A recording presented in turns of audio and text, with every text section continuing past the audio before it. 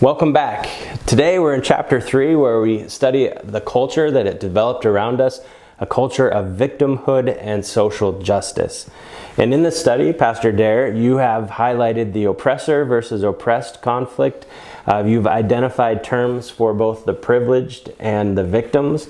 And you have assigned then these struggles between the oppressor and the oppressed into different categories culturally by gender, sexual orientation, race, culture, and religion, or religion. Mm-hmm. So what if you, the question then, as I thought about all this, what if you've been assigned in this world then as a victim, but you don't personally believe you are and don't want to be? How does this work?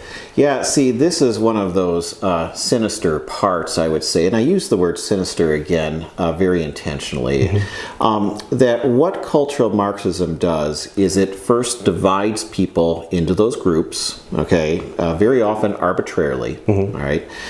Second, then it actually dehumanizes people, that you're no longer a person who really has value before God and one another. You are Guy Roberts. Instead, you are man, white, Christian, whatever it is that you might be, all right, that you're just labeled into groups. And then doing that, then you're defined according to that. So take a look at that again. You are divided, you are dehumanized, and then you are defined. And so if somebody says, boy, I don't really consider myself a victim, and I don't want to be a victim, what you actually are doing is you actually are wanting to then simply reject what cultural Marxism is teaching and instructing so many people really throughout all the world, and definitely, of course, right here in America and in our schools and the like.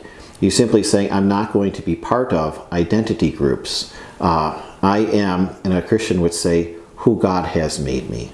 I am a dearly loved child of God, created and redeemed in Jesus Christ. And that's where we want to go. Yeah, and you hear this sometimes where someone of one of these groups that's been labeled as a victim will speak out and say, I am not a victim. I have succeeded in life, and how dare you categorize me, and they're immediately shut down regardless.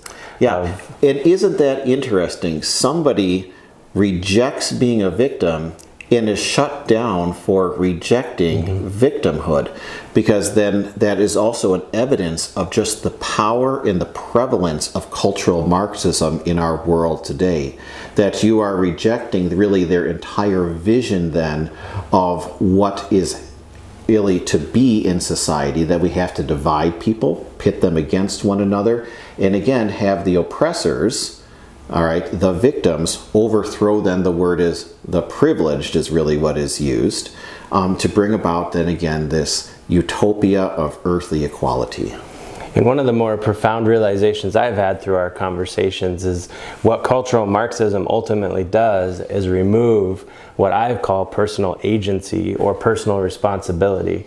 And so it's no longer about what each individual does, it's about which system you belong to, what group you belong to, and the person becomes less important than the group or culture or system. And you just touched upon something very important that we're all going to take a look at together in the coming chapters, and that is the role of personal responsibility.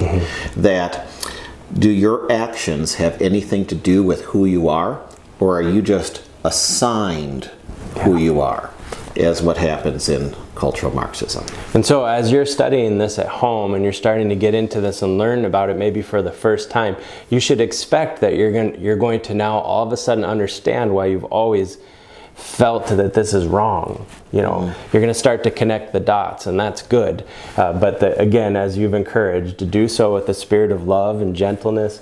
Our goal is compassion and care for other people, not just anger and frustration. Yes, and you're going to see that, especially as you go through the study. Keep remembering that there is this word called love in the title of the Bible study, and that definitely needs to be applied to one another.